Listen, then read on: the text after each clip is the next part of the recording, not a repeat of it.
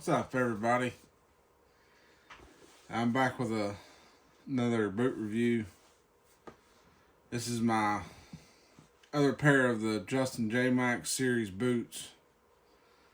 These are the Justin J. Max loggers in a waterproof insulated steel toe boot configuration.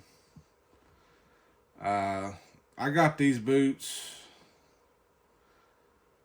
I don't even know how long ago. I want to say maybe 5 years ago or so.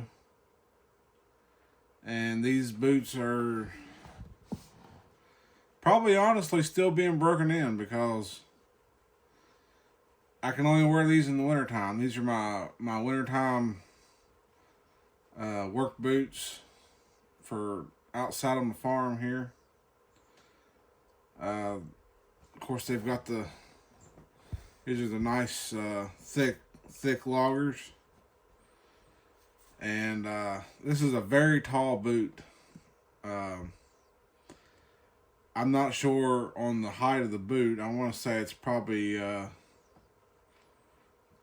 11 or 12 inches, I would say. And it's a lot of boot to break in. Since I can't wear them but in the wintertime, obviously because they're insulated,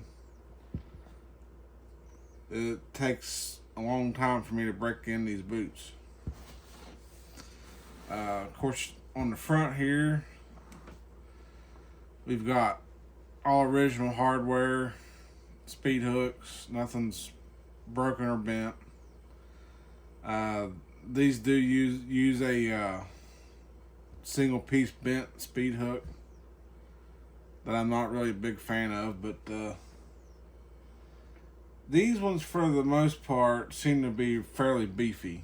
I haven't had any problems with any of these, bending closed on me. So far so good. But yeah, on this outsole here, we've got a nice thick Vibram logger outsole. And as far as I can tell, this outsole will probably last the lifetime of the boot, I would say. Given how much actual rubber and stuff is on here, this is probably my most aggressive treaded boot that I have in my collection. Primarily, most of my boots don't have a very aggressive outsole because where I live on a farm and I'm outside on a farm working on stuff all the time, I find an aggressive treaded boot tends to collect mud a lot. So it makes it hard to, if you're tracking in and out of the house a lot or something and your boots are muddy, a sole like this will definitely hold mud. There's probably some mud still in there from last winter or whenever the last time I wore the boot, which was probably last winter. Still left in the tread back there. But overall, I mean, it'll collect the snow too. If you got a really wet, sticky snow, it'll pack up in here and it'll collect on here, and before you know it, you ain't got no tread left. You're just walking on solid snow. But that's what you kind of kick them for, to kind of knock some of that excess snow off. But these have a very thick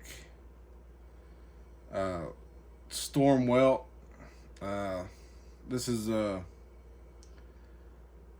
I think this is the same material that the regular 8-inch Justin J. Max lace-up steel-toe boot uses. It's the same type of leather, or same type of welt. It's that storm welt, but I think it's the same material. Probably a synthetic material or something that they use. But If you look close into here, what you'll notice is this boot has what I'm calling is a partial double midsole. So starting about here, it'll kind of look like a wedge, and it's like an extra layer of midsole that starts in right about here and runs around to the other side to the same point. And then from here forward, it's kind of like a regular midsole. And then there's a black rubber slip midsole underneath that runs underneath that. And that's what they attach that Vibram Logger outsole to, is that rubber slip midsole. So this is a boot that's got a lot of material in it. They are fairly heavy. Of course, most logger boots, they are pretty heavy. But as you can see, going around the other side, that partial double midsole seems like it ends, yeah, right about there on the other side. But this is a gnarly boot. If you do a lot of heavy duty outdoor work in the wintertime, of course around here wintertime's a little bit of a ways away still, but there's probably some people that live up north, up in the northern part of Canada and Alaska that see a lot of wintertime. This would probably be a pretty good boot for you. But I mean, you'll probably break in a pair of these boots a lot quicker than I would, because you can probably wear a pair of these for a lot more time throughout the year. But on the back here, we have a nice quad stitched heel counter, and of course you got a nice tall back strap with a nice big beefy pull loop. Seems to always be the theme of the Justin J Maxes, is that big wide beefy pull loop. And then on the vamped upper main seam here, you got the nice quad stitch seam going through there, just like on all Justin J Maxes. And I think Justin does that quad stitch too. I think they did that on their old lacers too, if I remember the double comfort lacers. I think they had a real short,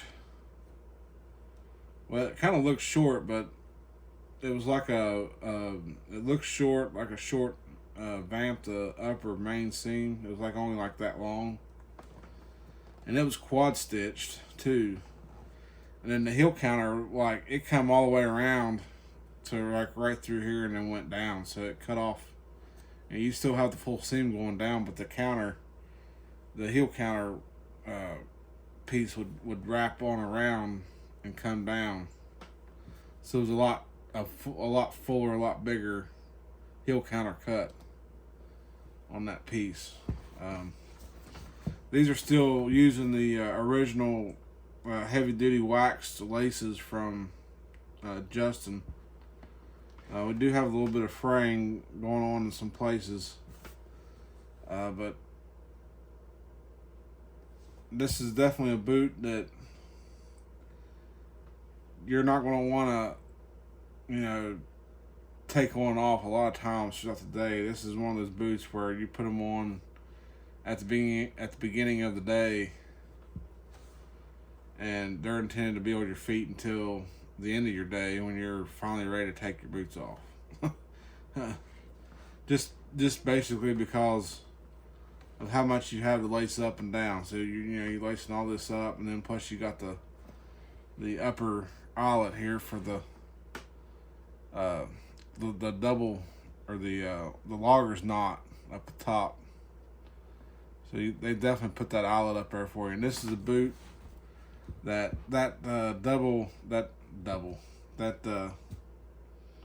logger's knot is definitely an appropriate knot for this boot. Probably more so than any other boots I have. Besides my whites. Of course, my whites, you can't really do that with the thick leather laces that are on it. I mean, I can't do it, but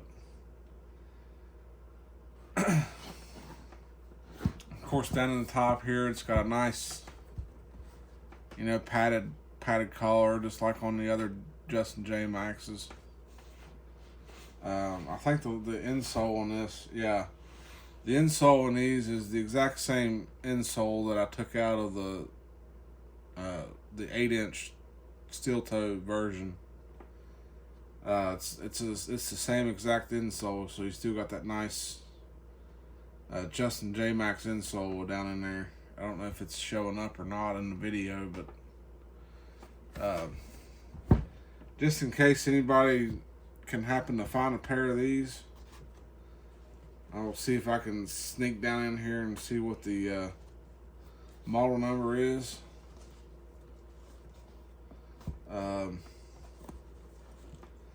Which might be kind of tough because okay, there we go. This is the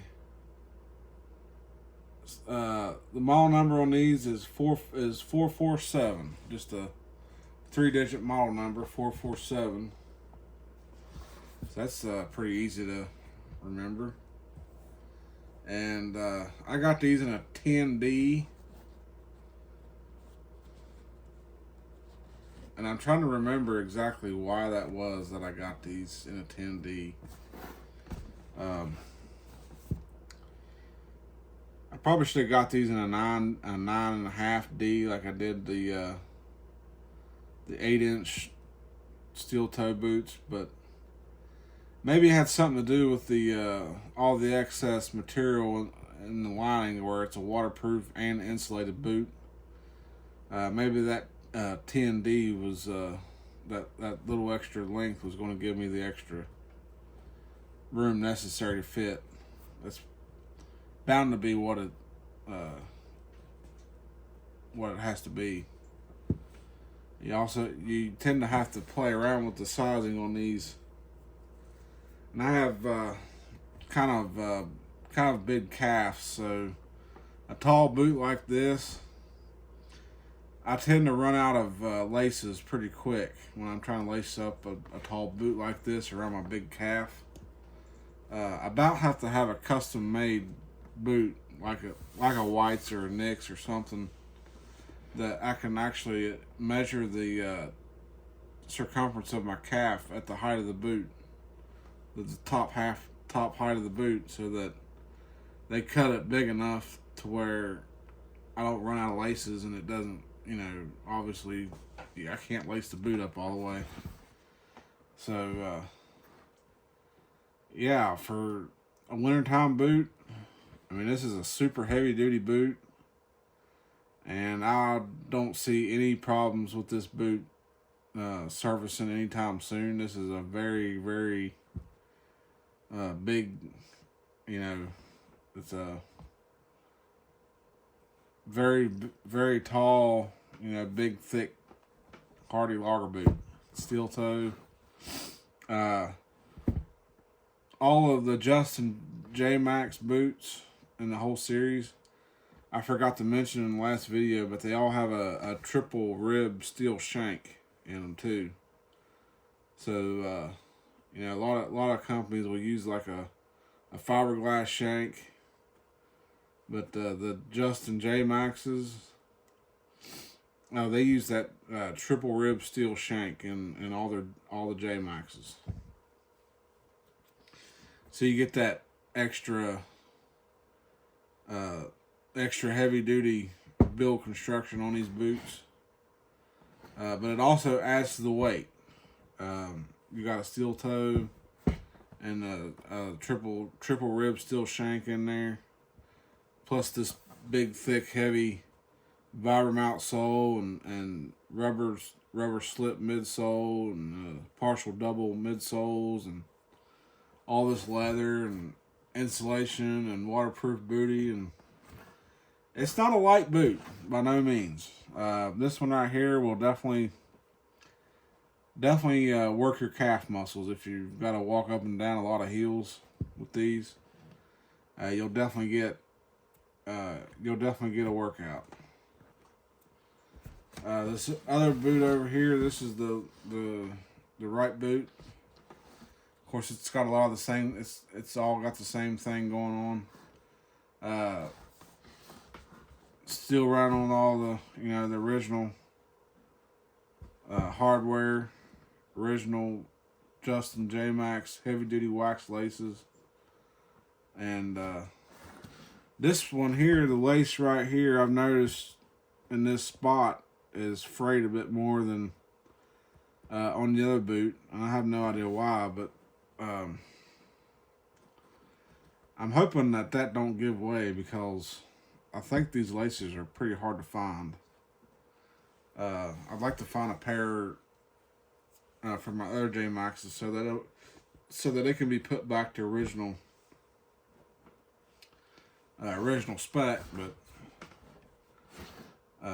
yeah, that's got this big old heavy duty Justin J Max Logger boot. This boot here, I would say, is pretty comparable to the Chippewa Super Loggers. If in all reality, there is a lot of the exact same components in this boot that's in the Chippewa Super Logger, the domestic made Super Logger. You got brass, hardware. You got heavy duty wax laces that stay tight all day long. Stay tight, whatever. And they're probably the same height, and probably darn near the same leather, at least in the Trail Crazy Horse, which is what this leather is. And I think the Chippewa Super Logger also,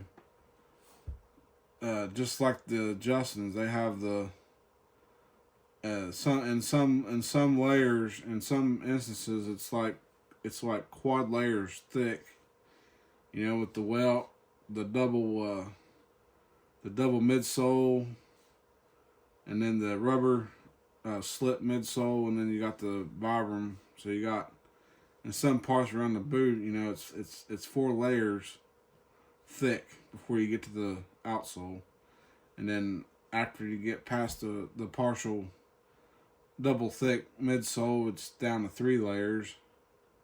1, 2, 3, yeah, and then the outsole. But yeah, for what I can tell, it seems to be right up there. It seems to be right up there and comparable to the Chippewa Super Loggers. And I think the Super Loggers are triple stitched on the vamp to upper main seam, and where the Justins is quad stitched. And the Chippewa Super Loggers, I think, are triple stitched on the heel counter. But I haven't really ever put on a pair of Chippewa Super Loggers. They're pretty hard to find in my area. I had a store. There's a store that's always been known all my life, and a lot of the years that even my dad went and bought boots from, and all of his hunting clothes and stuff. They was always the go-to place. And then even now in my adult age, I go, and a lot of my boots come from that store. But they were known for having probably some of the best in-store stock of work boots that I've ever seen. They even carried a lot of hard to find sizes, like your quad E width, or H width, or triple E width boots. A lot of variety in logger boots, and they even had the Chippewa Super Loggers for a while. Mining boots. I mean, they had about everything you can imagine. I mean, they're they're a pretty good store. And another reason I like them real well is, I've about every one of my pairs of Red Wings has come from that store, and primarily that's because they have 40% off discount on Red Wing boots every day. So by the time you figure the cost and you get that 40% off, it's kind of a no-brainer. And you get a domestic made Red Wing boot for basically it's eating up the taxes on it, is what it kind of boils down to. But still, it makes a difference.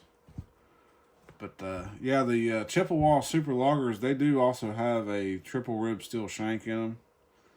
So I would say the weight in comparison for these and the Chippewas is probably going to be about the same too, because like I said, it seems to me like they're both made of the exact same components. I know Justin's are the domestic made Justin's are made in Carthage, Missouri, and I might be pronouncing that town wrong. If I am, my apologies. But to me, it sounds like Carthage, but it could be.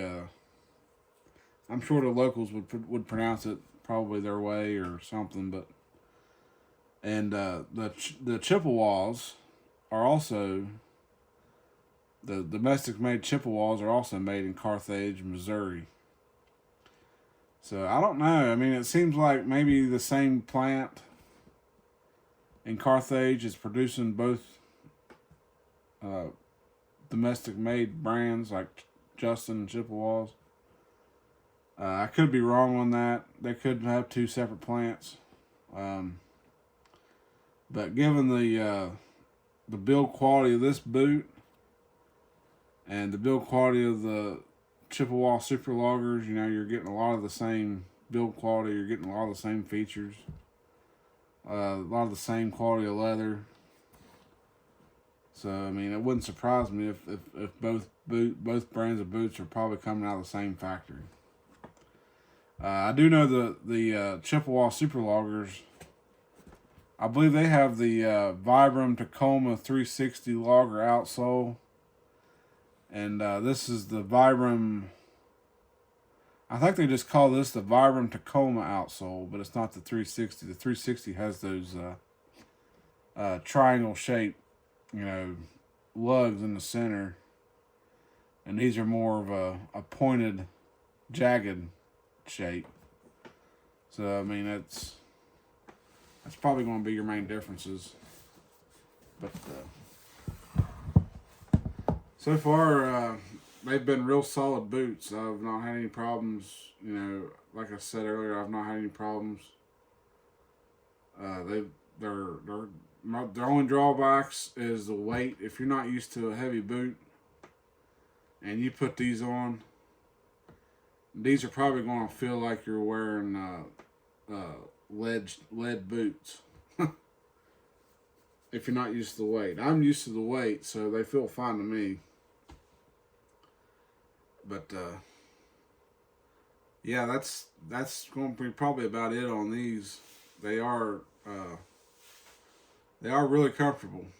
These are, for a logger boot that's got a lot of this, bulk material and a lot of leather and stuff. They're a pretty comfortable boot and a solid boot. And if you do a lot of work outside in the wintertime on a farm, or you're working in some kind of an outside industry in the wintertime, these is definitely a must-have boot.